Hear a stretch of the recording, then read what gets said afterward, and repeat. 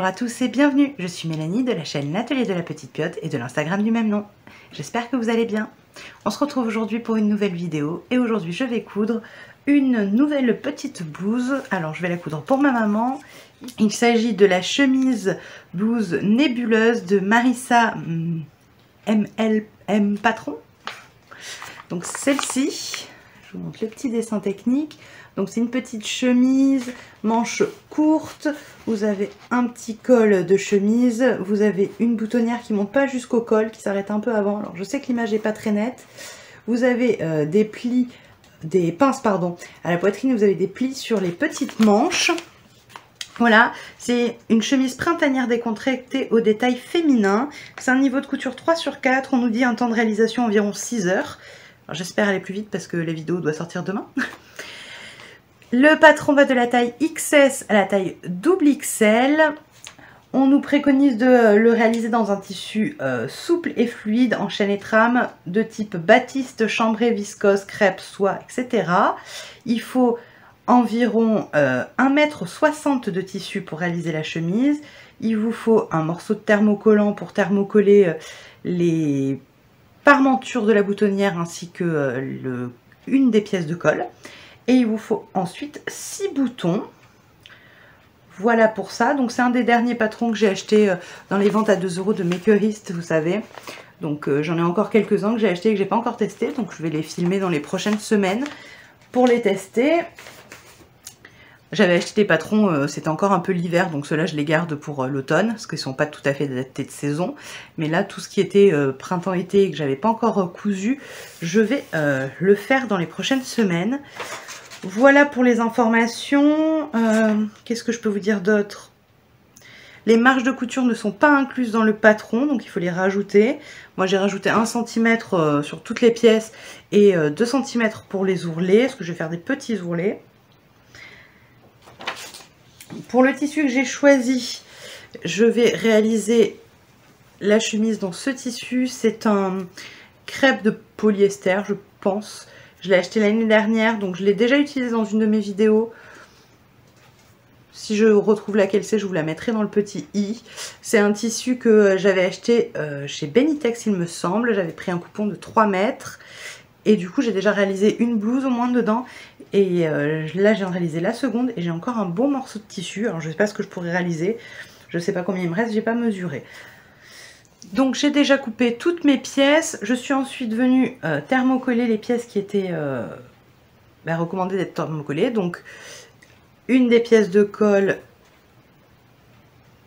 je suis venue poser mon thermocollant. Donc, le thermocollant, on n'ajoute pas les marges de couture dessus. J'ai utilisé le thermocollant de chez Dressenstoffen. Et ensuite, je suis venue également thermocoller mes 2 parmentures de boutonnière. Voilà. Donc, je vous mets en place et on va pouvoir commencer la réalisation de cette petite blouse. Très bien. Donc, je ne voulais pas préciser, mais je fais la taille M. Donc, pour ma maman, c'est la taille qui correspond dans le tableau de mesure. Donc, la première étape va consister, une fois qu'on a coupé les pièces et qu'on a thermocollé les pièces nécessaires, on va venir sur les pièces devant, on va venir coudre nos pinces. Donc sur le patron, on avait des pinces poitrine que je suis venue reporter sur mes pièces du tissu. Et je suis venue les épingler. Donc ça, je l'ai déjà fait de mon côté. Maintenant, il ne me reste plus qu'à venir les coudre. Donc je vais m'occuper de ça et je vous reprends pour la suite. Et voilà, donc je suis venue coudre mes petites pinces poitrine. Voilà ce que ça donne sur l'envers, hop, comme ceci. Je suis venue repasser en les plaquant vers le bas. Donc ça c'est fait. Maintenant on va venir placer face à nous nos demi-devants sur lesquels on vient de faire nos pinces. Donc, hop, comme ça vous y voyez mieux. Donc ma pince est ici. Je vais venir maintenant prendre mes parmentures devant, donc les pièces qui ont été thermocollées, et je vais venir placer endroit contre endroit ma parmenture sur le côté de mon demi-devant, donc comme ceci. Pour rappel, dans le livret technique, on nous dit avant de commencer l'assemblage de venir surfiler toutes nos pièces. Donc moi, c'est quelque chose que je ne fais pas parce que je vais venir surjeter au fur et à mesure. Donc c'est pour ça, sinon de base vous êtes censé avoir surjeté tous les côtés. Moi je trouve que ça fait des surépaisseurs de tissu et de matière, donc je préfère faire ma couture et ensuite la surjeter et essayer d'y penser à chaque fois. Donc on vient positionner ça bord à bord, on vient épingler.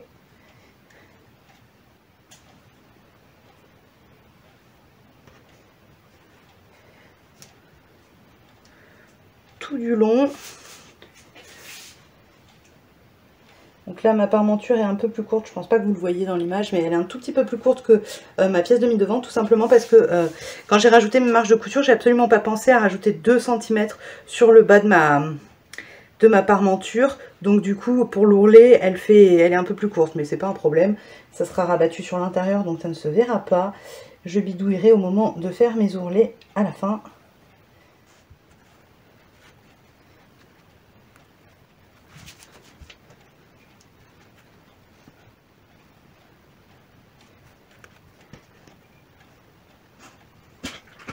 Voilà, donc j'ai épinglé tout du long, je vais venir coudre à 1 cm toute cette couture. Je fais pareil pour l'autre côté et ensuite on me dit de venir rabattre sur l'envers, de repasser et de venir bâtir au niveau du col ici. Donc je vais faire tout ça, je vous montre le résultat avec cette couture faite. Voilà, donc je suis venue assembler mes parmentures. Donc voilà ce que ça donne sur l'endroit. Sur l'envers, je suis donc venue positionner. J'ai surjeté la partie qui reste de la parmenture. Comme ça, c'est fait. Et donc, une fois que c'était fait, je suis venue tout simplement épingler au niveau du col ma parmenture ici. Et je suis venue faire ma couture de bâti. Maintenant, on va venir positionner le devant, enfin le dos et les devants. Et on va venir accrocher au niveau des épaules. Donc je prends ma pièce dos qui était coupée au pli et je vais venir positionner endroit contre endroit mes deux demi-devants. Donc comme ceci. Et je viens épingler mes épaules.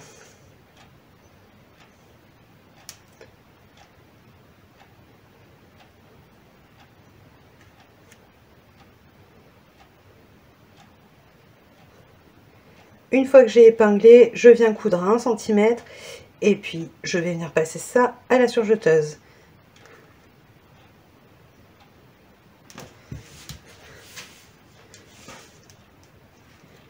Donc quand j'ai fait ça, je vous retrouve. Voilà, je suis venue assembler par les épaules. Une fois que c'était fait, je suis venue surjeter mes bords, enfin ma marge de couture, et ensuite je suis venue la plaquer sur l'arrière et je me suis fait une petite surpiqûre. Alors dans le livret technique c'est pas nécessaire, mais je trouvais ça plus joli, donc j'ai fait une petite surpiqûre sur les épaules, j'aime bien faire ça. Voilà, donc on met ça de côté et on va venir s'occuper des cols. Donc on va venir prendre nos pièces de colle. Donc on a deux pièces, on en a une sur laquelle on a posé le thermocollant. Et on a la deuxième où on n'a pas posé de thermocollant. La pièce de colle, c'est une pièce qui est coupée 2 fois au pli. Et ce qu'on va venir faire, c'est qu'on va venir positionner endroit contre endroit nos pièces. On va venir épingler. Et on va venir coudre tous les côtés, sauf le côté du bas. Donc, je vais venir coudre ici, ici et ici, et je laisse ça ouvert.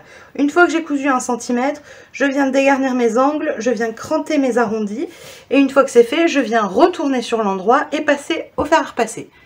Je fais ça et je vous reprends pour l'assembler sur la chemise. Voilà, donc j'ai réalisé mon col, je l'ai repassé et je suis venue faire une surpiqûre au bord. Encore une fois, je trouve que c'est plus joli avec une petite surpiqûre. Maintenant, on va venir placer le col sur notre chemise. Donc on met la chemise sur l'envers vers nous. Et on va venir épingler le col, seulement le côté où il y a le thermocollant. Le côté qui n'est pas thermocollé, il ne faut pas le prendre dans notre assemblage qu'on va faire maintenant. Quand on a découpé nos pièces, on a des repères. On avait 2 repères à marquer qui correspondent tout simplement aux coutures d'épaule.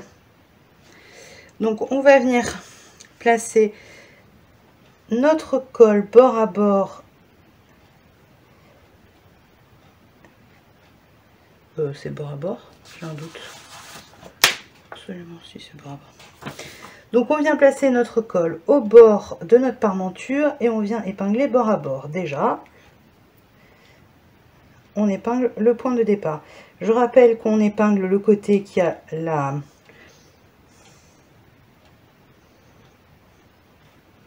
le thermocollant et qu'on ne prend pas l'autre côté dans notre couture, dans notre assemblage. Voilà. Ensuite, je vais venir placer mon cran, hop, mon premier cran au niveau de ma couture d'épaule. Donc, elle est là, hop.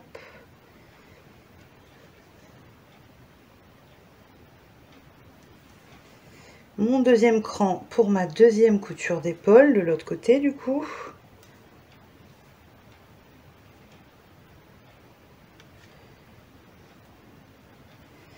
Et on finit avec le bord. On vient ensuite tout simplement répartir notre tissu entre nos crans. Une fois que c'est bien fait, on vient coudre ça à 1 cm, on crante les arrondis et on vient repasser. Une fois que c'est fait, on vient retourner sur l'endroit et on va venir rabattre 1 cm pour cacher la couture et on va venir surpiquer pour maintenir le col en place. Donc je vais faire tout ça et je vous montre le résultat. Voilà, donc j'ai assemblé mon col, ça donne ça. Donc il est bien posé, ça s'est fait assez facilement. Donc comme je vous ai dit, on vient coudre la première couche de tissu.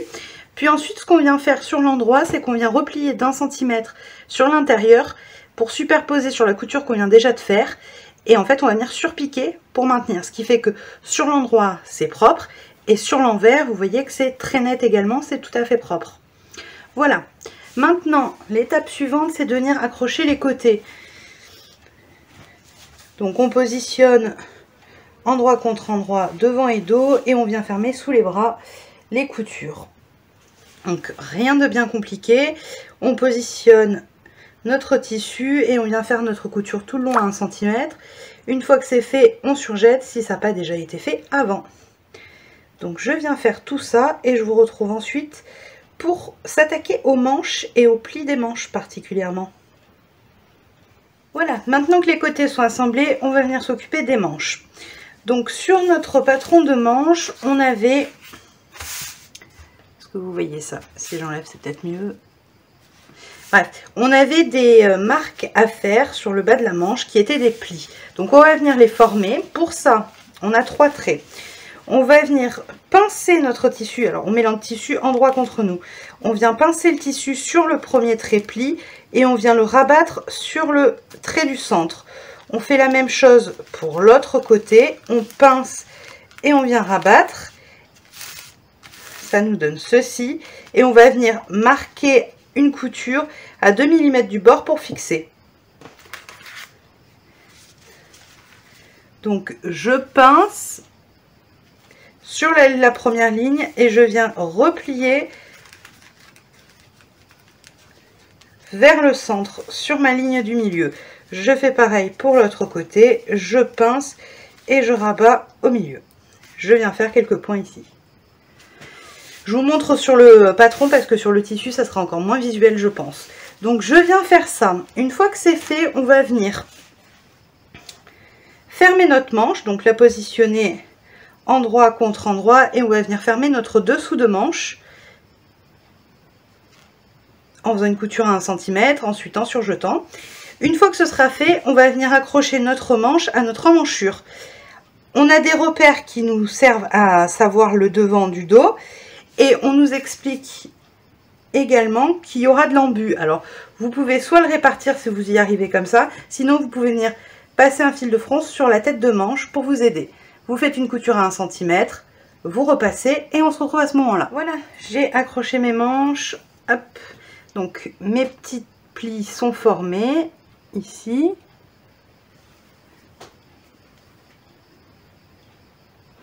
je suis venue accrocher mes manches aux emmanchures. J'ai réalisé mon fil de fronce pour pouvoir plus facilement disposer de l'embu. Donc ça c'est fait.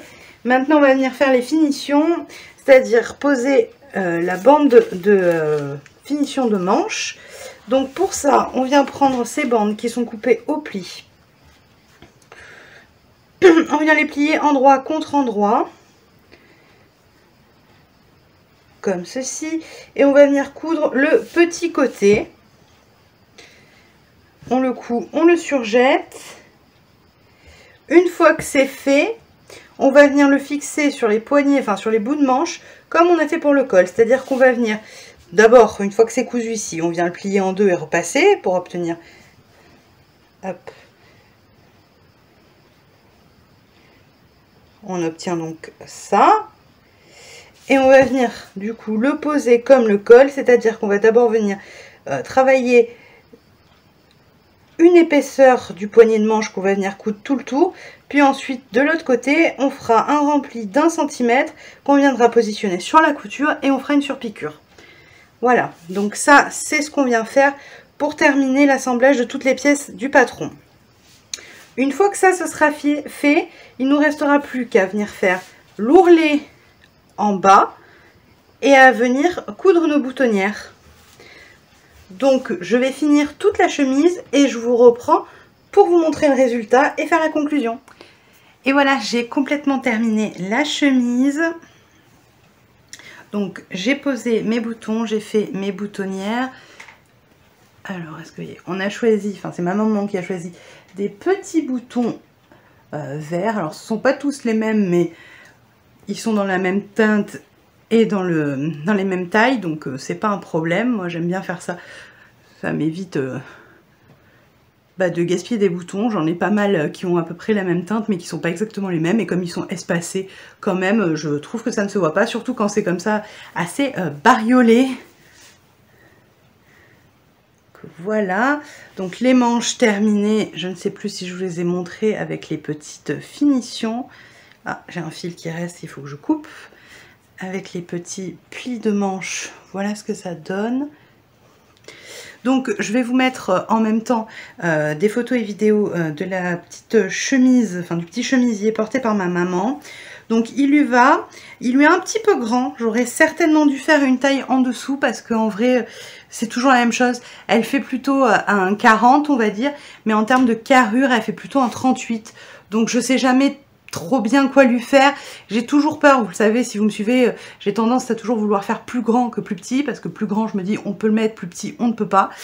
Et donc là en l'occurrence si je l'ai refait, je lui ferai la taille M plutôt que la taille L. C'était une première version avec un tissu qui était une chute de tissu au final, hein, vu que j'avais déjà fait la blouse principale dans ce tissu là. Donc c'est pas grave, elle va la porter largement, elle lui est pas 3 fois trop grande non plus. Elle est 1 cm, une taille en fait pour les épaules. Le reste ça va, elle est large mais c'est la forme de la blouse, étant donné que si vous voyez sur le schéma elle est quand même droite. Donc c'est assez large. Donc voilà, sinon pas de difficulté particulière pour le réaliser. Niveau de couture 3/4, oui, parce qu'il y a quand même quelques points techniques qui nécessitent un peu d'expérience, je pense. Le livret technique, il est plutôt pas mal. Alors, il est très succinct, on va pas se mentir. C'est assez... vous avez peu de dessins, de schémas. Il y en a quand même pas beaucoup pour toute la réalisation. Donc, c'est vrai que bon, c'est un peu limité. Mais si je ne me trompe pas, il me semble qu'il y a une vidéo.